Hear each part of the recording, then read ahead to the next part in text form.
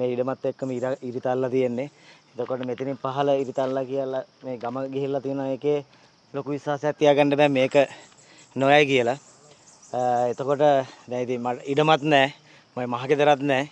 අපි දැන් පන්සලේ තමයි ඉන්නේ. ඇත්තටම දුකයි දැන් අද වෙනකන් දෙමාපියෝ ඉස්සරහා මම කඳුලක් කෙලවෙන්නේ නැහැ. මොකද ඒ දෙන්නගේ දුක් මහන්සියලා හම්බ කරපු ගෙවල් රුපියල ඉඳන් එකතු කරලා හදපු ගෙදර මම ඒ දෙන්න ඉස්සරහා එක කඳුලක් කරනොත් ඒ දෙන්නට අනිවාර්යෙන් ඒක දරා ගන්න බෑ. ඒ නිසා මම ගොඩක් හිත හයි හදාගෙන මාර ඉවසීමකින් ඉවසන් ඉන්නේ.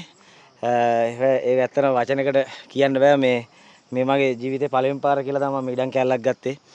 ඒක ඔක්කොම වතුරේ. ඔබතුමාගේ කතාවේදී කියවුණා මෙතන මේ මාසයක්වත් භුක්ති විඳින්න බැරි වුණා කියන කතාව. ඒතර මේක ළඟදි ගත්ත ඉඩමක් නේ? ළඟදි තාම මාසයකමාරේ මං අරන්. ඊට පස්සේ තමයි මේ බේස් වල කපලා වැඩ පටන් ගන්න යනකොට තමයි මේ හිතා ගන්න බැරි වර්ෂාවකට අපි මුහුණ දෙන්න ඕනේ. ඊට පස්සේ තමයි දැන් අර පහළ බැවුම යන එකත් එක්කම තමයි මේ ඉඩමේ උඩ පැත්තෙන් ඉරක් ගිහලා තියෙනවා කියන්නේ ඉතින් මේ පැත්ත ගැන අපිට කතා කරන්න දෙයක් නැහැ.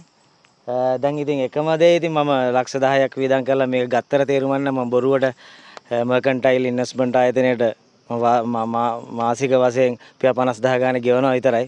මට මේකෙන් ප්‍රතිඵලයක් නැහැ ඉතින්. ඒක තමයි කාරණාව නේද? ඒතකොට මෙතන හොඳම සාක්ෂිය ළඟදි පටන් ගත්ත කියන එකට තාම ගොක්කොලේවත් ගලවලා ඉවර නැහැ. ඒක තමයි තියෙන ප්‍රශ්නේ. එතකොට දැන් මූල්‍ය ආයතනයේට ණය වාරිකය ගෙව්වට මූල්‍ය ආයතනයේට ණය වාරිකය ගෙවාගෙන ගියාට ඔහුට මෙතනින් ලැබිච්ච දෙයක් නැහැ ඇත්තටම. දැනට මේ වෙනකොට වියදම් කරපු ලබාගත්ත මුදලත් නැහැ.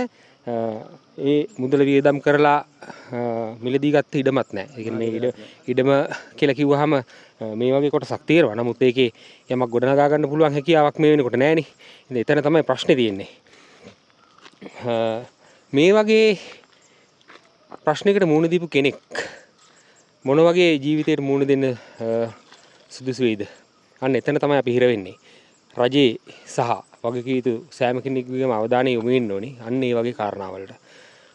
ඔහුට නිවසක් නැහැ. නිවසක් හදාගන්න තමන්ගේ සියලුම දේවල් යට කරලා ණය මුදලක් ලබාගෙන තියෙනවා.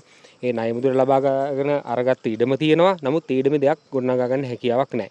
ඒ වගේ කෙනෙකුට මොන වගේ දෙයකින්ද පිහිට වෙන්න පුළුවන් කියන එක සහ උපකාර කරන්න පුළුවන් කියන කාරණාවේදී තමයි අපි පොඩ්ඩක් කල්පනා කරලා බලන්න ඕනේ. අන්න ඒ වගේ තැනකදී අපි බොහොම ගෞරවාන්විත ඉල්ලීමක් කරනවා රාජ්‍ය නිලධාරීන්ගෙන් ඇරුණකොට යම් කිසි ධන පරිත්‍යාගයක් කරලා මේ වගේ ගමක් ගොඩනගා ගන්න පුළුවන් හැකියාවක් තියෙන පින්වත් කවුරු හරි ඉන්නවනම් අන්න ඒ අය මූලිකත්වය අරගෙන මේ ගම ගොඩනගලා